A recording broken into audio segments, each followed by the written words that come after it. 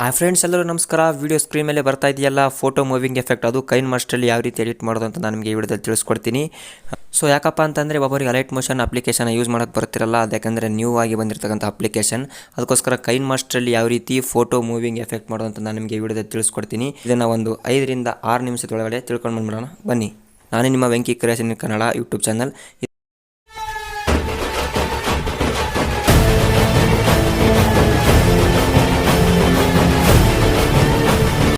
ಕೈನ್ಮಾಸ್ಟರ್ application open ಮಾಡ್ಕೊಂಡ ನಂತರ plus icon ಮೇಲೆ ಕ್ಲಿಕ್ ಮಾಡಿ 9:16 ಆಪ್ಷನ್ ಮೇಲೆ ಕ್ಲಿಕ್ ಮಾಡಿ. ಯಾಕಂದರೆ ನಾವು ವಾಟ್ಸಪ್ ಸ್ಟೇಟಸ್ಗೋಸ್ಕರ ವೀಡಿಯೋ ಮಾಡ್ತಿರೋದು. ನಂತರ ನೀವು ಆಪ್ಷನ್ ಮೇಲೆ ಕ್ಲಿಕ್ ಮಾಡಿ ನೀವು ಒಂದು ಬ್ಯಾಕ್ಗ್ರೌಂಡ್ನ ಆಯ್ಕೆ ಮಾಡ್ಕೋಬೇಕಾಗತ್ತೆ. 20 ರಿಂದ 30 ಸೆಕೆಂಡ್ ಬ್ಯಾಕ್ಗ್ರೌಂಡ್ನ ಈ ರೀತಿ ಸ್ಲೈಡ್ ಮಾಡಿ. ನಂತರ ಲೇಯರ್ ಆಪ್ಷನ್ ಮೇಲೆ ಕ್ಲಿಕ್ ಮಾಡಿ ಆ ಫೋಟೋಗಳನ್ನು ಇವಾಗ ಆ್ಯಡ್ ಮಾಡಬೇಕಾಗತ್ತೆ. ನೋಡಿ, ಇವಾಗ ಈ ಫೋಟೋನ ನಮಗೆ ಇಷ್ಟಿದ್ರೆ ಸಾಕು. ಒಂದೊಂದು ಫೋಟೋ 5 ಸೆಕೆಂಡ್ ಇರಲಿ. ಇವಾಗ ಈ ಫೋಟೋನ ಈ ರೀತಿ ದೊಡ್ಡದು ಮಾಡ್ಕೋಬೇಕಾಗತ್ತೆ. ನಂತರ ಈ ಫೋಟೋನ ಈ ರೀತಿ ಮಾಡ್ಕೊಂಡ ನಂತರ ಇಲ್ಲಿ ಕೀ ಆಪ್ಷನ್ ಮೇಲೆ ಕ್ಲಿಕ್ ಮಾಡಿ ಈ ರೀತಿ ಫೋಟೋನ ಸರಿಸಿದ ನಂತರ ಈ ರೀತಿ ಈ ಫೋಟೋ ಮೇಲೆ ಕ್ಲಿಕ್ ಮಾಡಿ ಈ ರೀತಿ ಫೋಟೋನ ಈ ಥರ ಸೈಡಿಗೆ ಸ್ಲೈಡ್ ಮಾಡಬೇಕಾಗತ್ತೆ. ನಂತರ ಇಲ್ಲಿ ರೈಟ್ ಆಪ್ಷನ್ ಮೇಲೆ ಕೊಟ್ಟು ನೋಡಿ ಈ ರೀತಿ ಬಂದಿದೆ.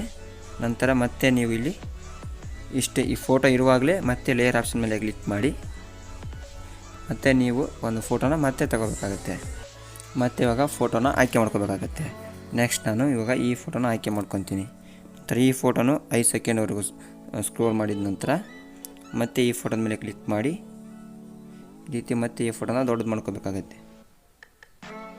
ಈ ರೀತಿ ಅಥವಾ ಈ ರೀತಿ ಫೋಟೋನ ಈ ರೀತಿ ಸ್ಕ್ರೋಲ್ ಮಾಡ್ಕೊಂಡ ನಂತರ ಇಲ್ಲಿ ಮತ್ತೆ ಇದನ್ನು ಟೈಮ್ ಲೈನಲ್ಲಿ ಲಾಸ್ಟಿಗೆ ತೊಗೊಂಬಂದ ನಂತರ ಇಲ್ಲಿ ಕೀ ಆಪ್ಷನ್ ಮೇಲೆ ಕ್ಲಿಕ್ ಮಾಡಿ ಇವಾಗ ಈ ಫೋಟೋನ ಕೂಡ ಈ ಫೋಟೋ ಮೇಲೆ ಕ್ಲಿಕ್ ಮಾಡಿ ಈ ರೀತಿ ಸ್ಕ್ರೋಲ್ ಮಾಡ್ಕೋಬೇಕಾಗತ್ತೆ ಇಲ್ಲಿವರೆಗೂ. ನಂತರ ಇಲ್ಲಿ ರೈಟ್ ಆಪ್ಷನ್ ಮೇಲೆ ಕ್ಲಿಕ್ ಮಾಡಿ ಇವಾಗ ಮತ್ತೆ ಲೇಯರ್ ಆಪ್ಷನ್ ಮೇಲೆ ಕ್ಲಿಕ್ ಮಾಡಿ ಮೀಡಿಯಾ ಆಪ್ಷನ್ ಮೇಲೆ ಕೊಟ್ಟು ಇಲ್ಲಿ ಮತ್ತೆ ಫೋಟೋ ಆಪ್ಷನ್ ಮೇಲೆ ಕ್ಲಿಕ್ ಮಾಡ್ಕೋಬೇಕಾಗತ್ತೆ.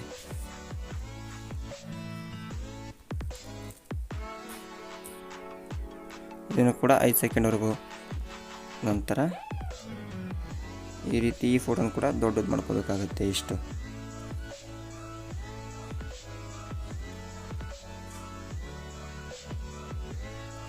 ನಂತರ ಮತ್ತೆ ಇಲ್ಲಿ ಕೀ ಆಪ್ಷನ್ ಮೇಲೆ ಕ್ಲಿಕ್ ಮಾಡಿ ಇದನ್ನು ಲಾಸ್ಟ್ವರೆಗೂ ತೊಗೊಂಬಂದ ನಂತರ ಇಲ್ಲಿವರೆಗೂ ನಿಲ್ಲಿಸಿ. ಯಾಕಂದರೆ ಇನ್ನೊಂದು ಥರದ್ದು ಹೇಳ್ಕೊಡ್ತೀನಿ. ಮತ್ತು ಈ ಫೋಟೋನ ಇಲ್ಲಿವರೆಗೂ ತರಿಸಿ ಮತ್ತೆ ಇದನ್ನು ಸ್ವಲ್ಪ ಈ ರೀತಿ ಮುಂದಕ್ಕೆ ಸರಿಸಿದ ನಂತರ ವಿಡಿಯೋ ಲಾಸ್ಟಿಗೆ ಟೈಮ್ ಲೈನ್ನ ತೊಗೊಂಬಂದ ನಂತರ ಮತ್ತೆ ಈ ರೀತಿ ಫೋಟೋನ ಈ ರೀತಿ ಮೂವ್ ಮಾಡಿದರೆ ಅಲೈಟ್ ಮೋಷನ್ ರೀತಿಯೇ ಫೋಟೋ ಮೂವ್ ಆಗುತ್ತೆ. ನೋಡ್ಬೋದು.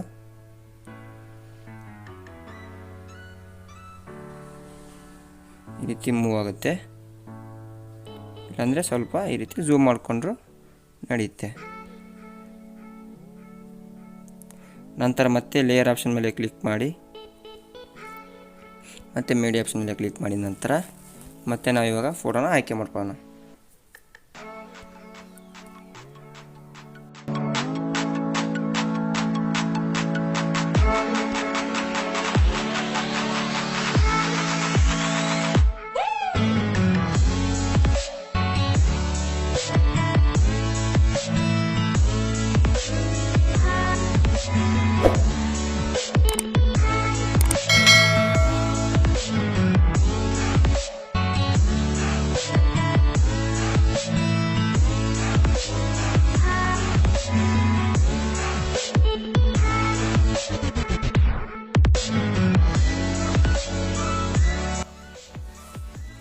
ಕೀ ಆಪ್ಷನ್ ಮೇಲೆ ಕ್ಲಿಕ್ ಮಾಡಿ ನಂತರ ಈ ಫೋಟೋನ ಈ ರೀತಿ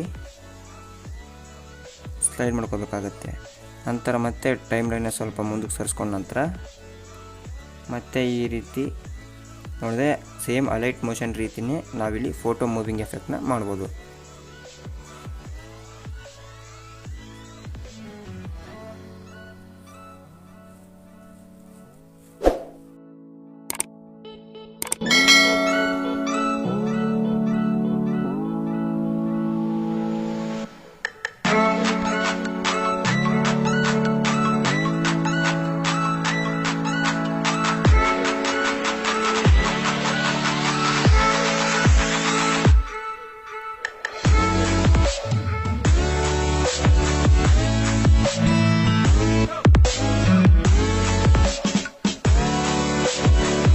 ನೋಡಿ ಫ್ರೆಂಡ್ಸ್, ಸೇಮ್ ಅಲೈಟ್ ಮೋಷನ್ ರೀತಿಯೇ ಕರೆಕ್ಟಾಗಿ ಎಕ್ಸಾಕ್ಟ್ ಅದೇ ರೀತಿಯೇ ಬಂದಿದೆ. ವಿಡಿಯೋ ಇಷ್ಟ ಆಗಿದ್ದರೆ ವಿಡಿಯೋನ ಶೇರ್ ಮಾಡಿ, ಲೈಕ್ ಮಾಡಿ, ಸಬ್ಸ್ಕ್ರೈಬ್ ಮಾಡಿ. ಇದೇ ಥರದ ವಿಡಿಯೋಗಾಗಿ ನನ್ನ ಚಾನಲ್ನ ಸಬ್ಸ್ಕ್ರೈಬ್ ಮಾಡಿಬಿಟ್ಟು ನೋಟಿಫಿಕೇಷನ್ ಬೆಲ್ ಐಕನ್ನ ಒತ್ತಿಬಿಟ್ಟು ನೋಟಿಫಿಕೇಷನ್ನ ಆನ್ ಮಾಡ್ಕೊಳ್ಳಿ. ಮುಂದಿನ ವಿಡಿಯೋದಲ್ಲಿ ಸಿಗೋಣ. ಧನ್ಯವಾದಗಳು. Take care.